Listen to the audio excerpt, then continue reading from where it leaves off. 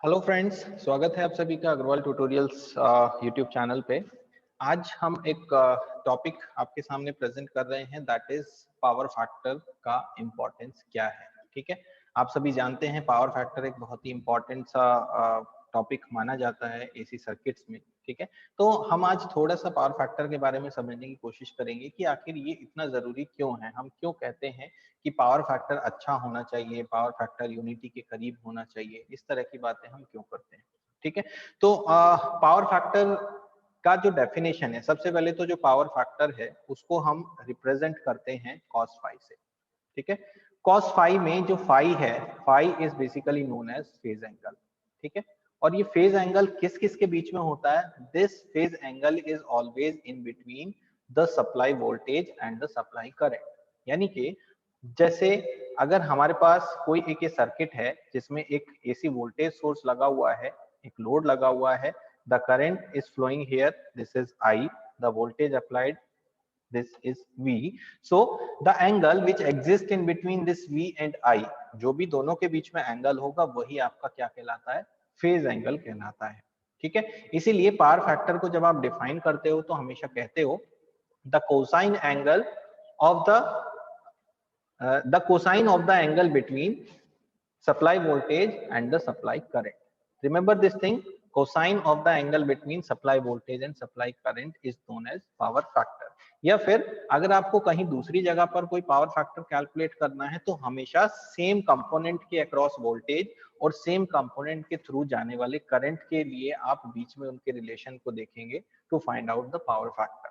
ठीक है, तो ये तो रही बात डेफिनेशन की कि पावर फैक्टर क्या है। राइट, उसके बाद बात करते हैं कि आपके पास अगर आरएल सर्किट है, यानी कि अगर ये लोड आपका इंडक्टिव सर्किट है, तो इंडक्टिव सर्किट में जो फेजर डायग्राम आपका बनता है वो इस तरह का होता है, जिसमें वोल्टेज आपका रेफरेंस एक्सिस पर हम लेकर चल रहे हैं, करंट आपका वोल्टेज से लैग करता है विद सम एंगल फाई। ठीक है, यही हमारा फेज एंगल है जिसकी हम बात कर रहे थे। सिमिलरली अगर आरसी सर्किट की या कैपेसिटिव सर्किट की बात करें तो इन दैट कंडीशन हमारे पास वोल्टेज यहाँ है तो करंट हमेशा वोल्टेज से फाई एंगल से क्या करता है? लीड करता है। यहाँ पर हमने एक एरो लगाया है एंटी क्लॉकवाइज डायरेक्शन में, ओमेगा लिखा है। इसका मतलब ये है कि ये जो फेजर है ये ओमेगा एंगुलर फ्रीक्वेंसी के साथ रोटेट हो रहा है, घूम रहा है इस पर्टिकुलर एक्सिस के चारों तरफ। ठीक है, क्योंकि आपका जो फेजर है वो कभी भी स्टेशनरी नहीं होता है। जैसे आपका साइनसोइडल वेवफॉर्म है वो हमेशा चलती रहती है, बिल्कुल उसी तरह से फेजर हमेशा घूमता रहता है, बिकॉज फेजर और साइन फंक्शंस दोनों में रिलेशन है। ठीक है, आप मेरे एसी सर्किट के वीडियोस में जाकर देखेंगे, आपको वहां पर प्रॉपरली डिटेल एक्सप्लेनेशन मिलेगा कि इन दोनों के बीच में क्या रिलेशन है। ठीक है, तो इन बोथ कंडीशंस आप देखेंगे कि you have if angle phi in between voltage and current, लेकिन दोनों में अंतर क्या है?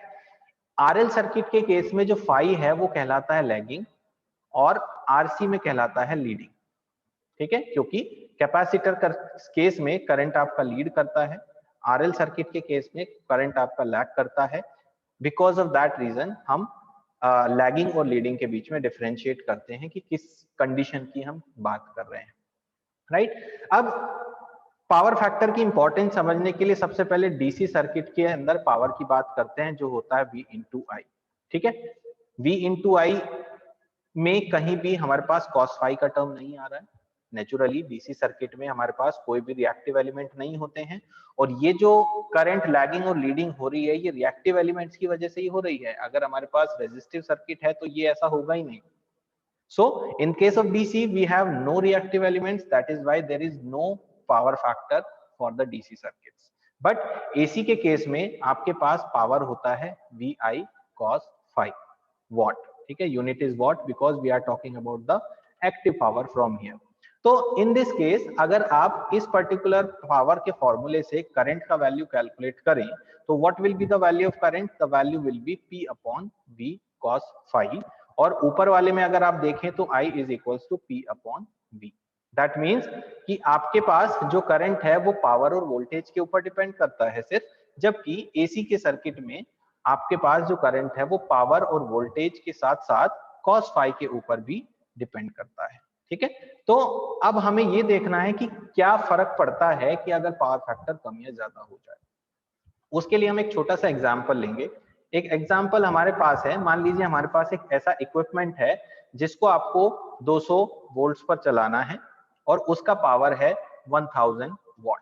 एक इक्विपमेंट है, हम बाजार से खरीद के लाए हैं, हमें नहीं पता किस टाइप का इक्विपमेंट है, उसका पावर मेंशन्ड है कि वो 1000 वॉट का है और उसका वोल्टेज है 200 वॉट का, ठीक है। और वो जो इक्विपमेंट है वो एक ऐसा इक्विपमेंट है, लेट अस से फॉर एन एग्जांपल कि वो प्योरली रेजिस्टिव लोड है। प्योरली रेजिस्टिव लोड मतलब कि जैसे हीटर हो गया आपका, गीजर हो गया आपका, ठीक है, या आयरन हो गया, प्रेस जिससे हम कपड़े प्रेस करते हैं, ठीक है। हम जस्ट एग्जांपल के तौर पर ले रहे हैं कि ये एक प्योर आर का केस है, ठीक है। प्योर आर के मैंने एग्जांपल्स आपको बताए, it may be A heater और गीजर लाइक दैट। तो इन दैट कंडीशन आपको पता है प्योर रेजिस्टिव केस में जो फाई एंगल है वो 0 डिग्री होता है, बिकॉज वोल्टेज और करंट दोनों सेम फेज में होते हैं। जैसे ये आपका फेजर डायग्राम है प्योर रेजिस्टिव सर्किट का केस है। फाई 0 होगा तो कॉस फाई का वैल्यू कितना होगा, कॉस 0 दैट विल बी 1, क्योंकि फाई का वैल्यू मिनिमम 0 हो सकता है और कॉस फाई का वैल्यू मैक्सिमम 1 हो सकता है। In that case, what will be the value of current I? I will be equals to 1000 watt divided by 200 voltage multiplied with power factor is 1. You will get 5 ampere. इसका मतलब ये हुआ कि इस device को चलाने के लिए आपको 200 वोल्टेज के साथ साथ 5 एम्पियर करंट की जरूरत पड़ने वाली है, आपका डिवाइस परफेक्टली काम करेगा। नाउ सेकंड एग्जांपल लेते हैं। सेकंड एग्जांपल के केस में आपके पास सेम वोल्टेज का एक डिवाइस है, सेम पावर का एक डिवाइस है, लेकिन वो एक ऐसा डिवाइस है जिसका पावर फैक्टर हमें दे रखा है 0.7 है, ठीक है। हमें दे रखा है 0.7, वो लैगिंग है या लीडिंग है उसके बारे में हम अभी बात नहीं कर रहे हैं, हम अभी बस इतना कह रहे हैं कि वो एक 0.7 पावर फैक्टर का कुछ हमारे पास है। So in that condition, if you see, the current value will become equals to 1000 upon 200 into 0.7, that is 1000 upon 200 into 0.7 आपका हो जाता है 140, ठीक है। तो 1000 डिवाइडेड बाय 140, आपको यहां से जो आंसर मिलेगा करंट का, that will become equals to 7.142 ampere. आप इसमें एक चीज ध्यान से देखिए और बहुत ही क्लियरली नोटिस कीजिए कि जब आपके पास पावर फैक्टर यूनिटी था, रेजिस्टिव लोड था, तब आपके पास करंट 5 एम्पियर लिया जा रहा था सप्लाई से, लेकिन इस कंडीशन में जब पावर फैक्टर 0.7 हो गया तो करंट जो है वो 7.142 एम्पियर सप्लाई से लिया जाने लगा है। इसका मतलब क्या हुआ, आपके पास सेम पावर यूज करना है। ध्यान दीजिएगा कि आप जो पावर लेने वाले हो, आप जो यूज करने वाले हो, दोनों ही कंडीशन में सेम पावर का यूज करने वाले हो। You are not changing the power. ऐसा नहीं हो रहा है कि आपने करंट का कंजम्पशन यहाँ पर इंक्रीज कर दिया है तो पावर भी आपका बढ़ रहा है। नो, नॉट एट ऑल, ऐसा बिल्कुल नहीं हो रहा है। जबकि आप दोनों ही कंडीशन में सेम डिवाइस को, सेम रेटिंग के डिवाइस को यूज कर रहे हैं। फर्क सिर्फ इतना है कि फर्स्ट केस में आपका पावर फैक्टर 1 था, सेकंड केस में पावर फैक्टर 0.7 था, जिसकी वजह से पावर फैक्टर गिरने के कारण आपका करंट का कंजम्पशन जो है वो बढ़ गया है। और करंट की कंजम्पशन बढ़ने से सीधा सीधा इफेक्ट आपके बिजली के बिल के ऊपर आएगा, जो आपको ज्यादा देना पड़ेगा उतने ही काम करने के लिए। आप दोनों केस में 1000 वॉट यूज कर रहे हो, लेकिन सेकंड केस में आप ज्यादा बिल पे कर रहे हो, ठीक है।